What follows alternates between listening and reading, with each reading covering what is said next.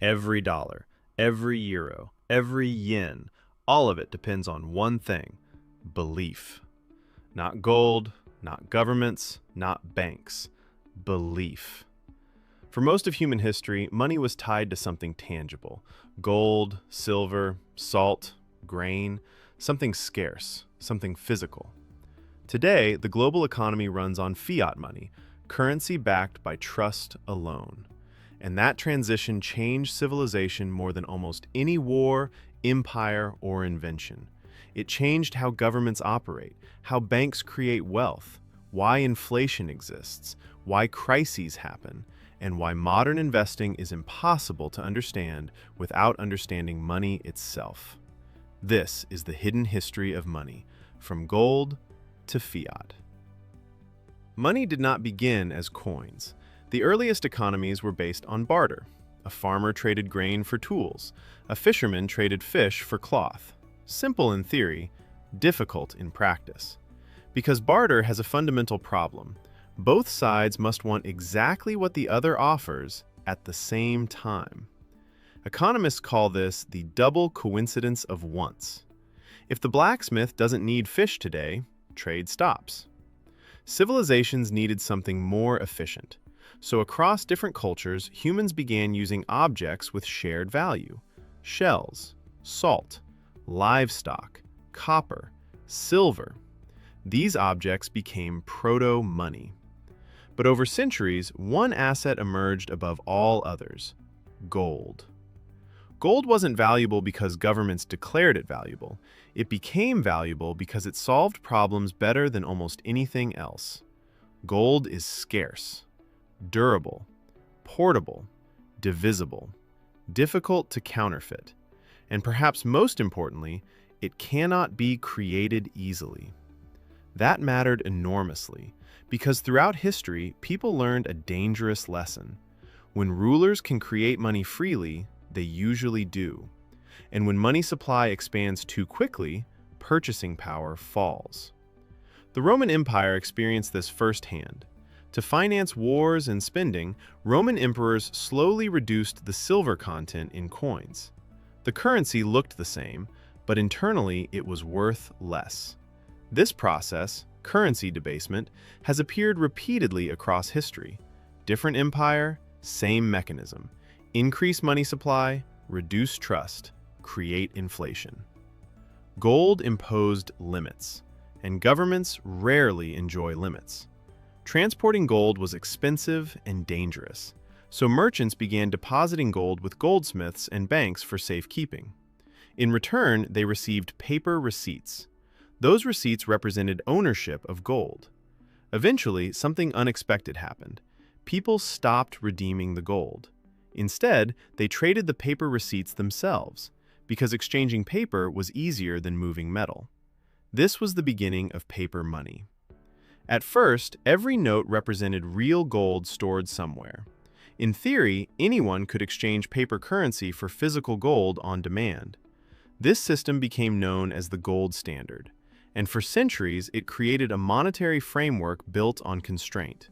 Governments could not print unlimited currency because each note had to be backed by reserves, at least in theory. By the late 19th century, much of the world operated on some version of the gold standard. Currencies became linked through gold. This helped create stability in international trade. If every major currency was convertible into gold, exchange rates remained relatively predictable. Global commerce accelerated, investment expanded, industrial economies grew rapidly. But the gold standard had a hidden weakness. Economic growth depends partly on money supply growth, and gold supply grows slowly. That creates tension. When economies expand faster than gold reserves, liquidity becomes constrained. Deflationary pressure emerges. Debt becomes harder to repay. Financial crises become more severe. The system looked stable, but underneath, pressure was building. Then came the 20th century, and modern warfare changed the scale of government spending forever. Wars are expensive, extremely expensive. Under a strict gold system, financing massive wars becomes difficult because governments cannot create unlimited money. So countries suspended gold convertibility. They printed currency, borrowed heavily, expanded central bank power. The First World War shattered the old monetary order. The Great Depression damaged it further. And after World War II, the world needed a new system. That system was Bretton Woods. In 1944, representatives from 44 countries met in Bretton Woods, New Hampshire. Their goal was simple: create a stable global financial system after the chaos of war. The solution centered on the United States. Under Bretton Woods, the US dollar became the world's reserve currency. Other currencies were pegged to the dollar, and the dollar itself was convertible into gold at a fixed rate, $35 per ounce. Effectively, the world moved from a direct gold system to a dollar-based gold system. And because the United States held enormous gold reserves after the war, confidence remained high. For a while. But eventually the same problem returned. Governments wanted more spending flexibility than gold allowed, especially the United States. By the 1960s, the US was spending heavily. Vietnam War, social programs, economic expansion. More dollars were being created than could realistically be backed by gold reserves.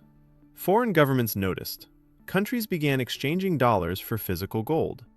America's gold reserves started falling. The system was becoming unstable. Then, on August 15, 1971, President Richard Nixon made one of the most important financial announcements in modern history.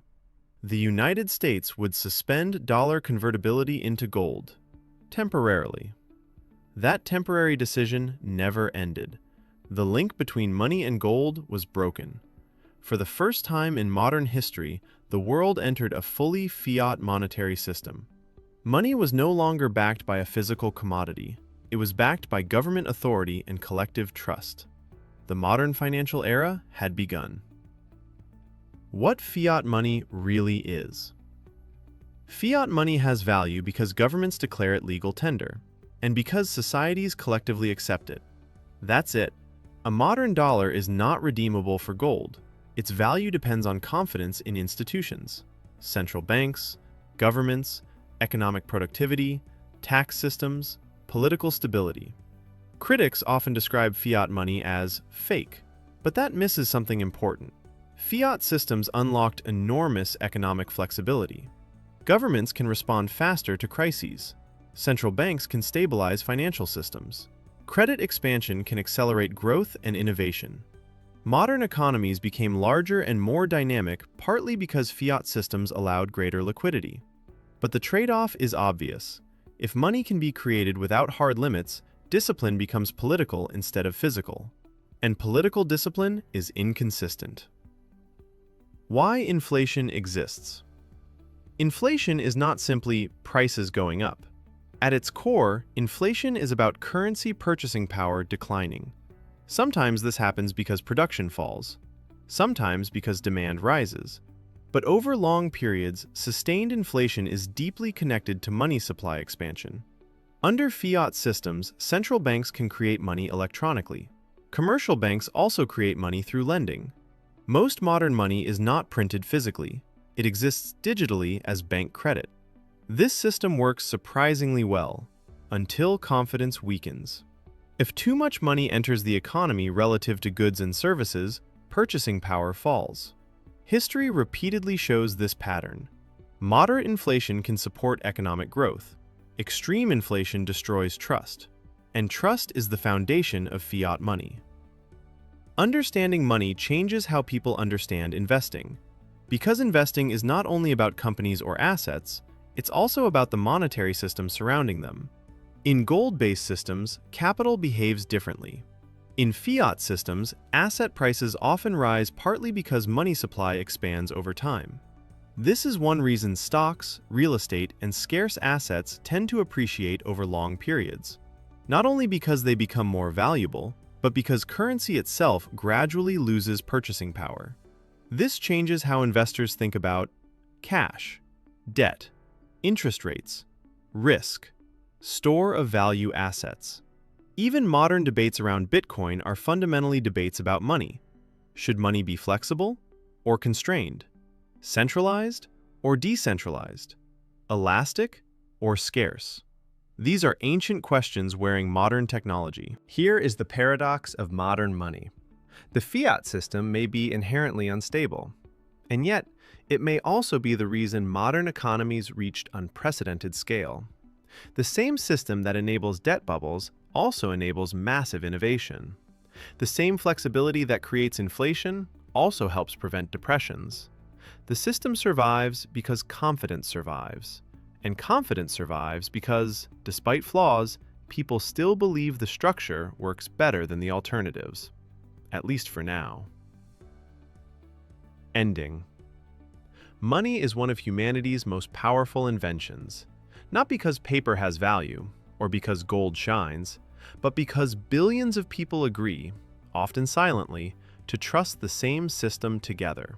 From ancient coins to gold reserves to invisible digital balances inside global banking networks, the history of money is ultimately the history of trust.